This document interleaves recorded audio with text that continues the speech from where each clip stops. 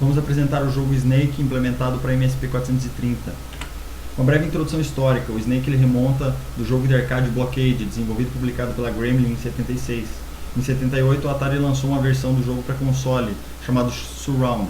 Nesse jogo, 2 players controlam uma barreira que vai crescendo e o objetivo é você impedir a movimentação do adversário. Não é mera coincidência, esse jogo ele originou depois do que a gente conhece como Tron, onde você controla uma moto e o objetivo é o mesmo. Depois ainda inspirou a criação do filme Tron Legacy. Na versão Snake, que foi implementada no celular Nokia e que atingiu mais de 400 milhões de usuários, o jogo se tornou famoso e ganhou várias versões e até versões em 3D. O objetivo é bastante simples, você tem um segmento que tem que capturar pontos na tela e conforme esse segmento vai crescendo, fica mais difícil de você se locomover na tela. Você não pode em nenhum momento acertar as laterais da tela e nem colidir consigo mesmo, senão você perde o jogo. E os pontos eles são somados cada vez que você captura um ponto na tela. A dificuldade ela é baseada na velocidade de locomoção da cobra. Então aqui a gente tem um exemplo.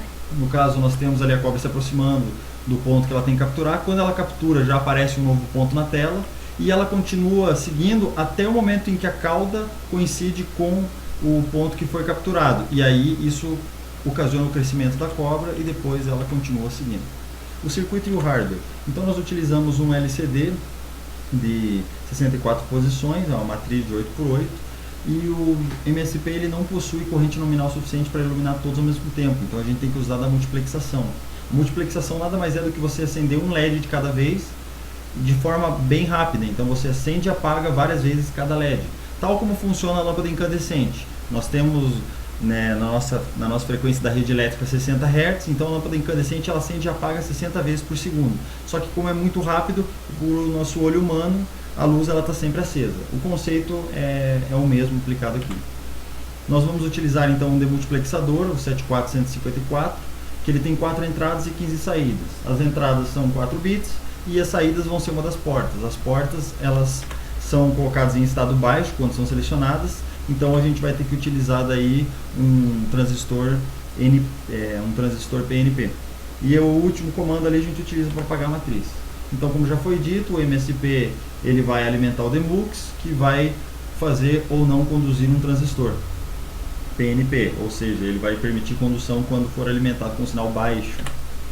E a gente vai ter um circuito desses para cada coluna da nossa matriz de LED 8x8. A gente ainda vai utilizar um Shift Register para controlar as linhas. No Shift Register você tem dois pinos de entrada, que é o dado, e o clock, vai ser o pulso que vai enviar o teu dado. Só relembrando como é que funciona o Shift Register, aqui considerando que ele funciona com um borda de subida. Então eu vou ter ali inicialmente um dado, quando eu der a borda de subida, ele alimenta a primeira porta com o valor do dado que eu enviei. Aí o meu próximo dado vai ser 0, quando eu der a borda de subida, ele envia para a primeira porta e desloca o que tem na primeira porta para a segunda porta.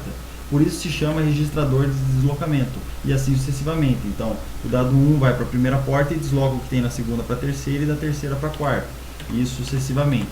No momento em que a última porta receber algum dado e que você não tiver mais espaços vazios, ele começa a descartar o que tem na última porta para receber os novos dados. Então, por exemplo, agora eu vou enviar o dado 1, então ele vai completar o 1 com a porta e todos eles serão deslocados com exceção da última porta, que aí vai perder o valor, vai ser descartado.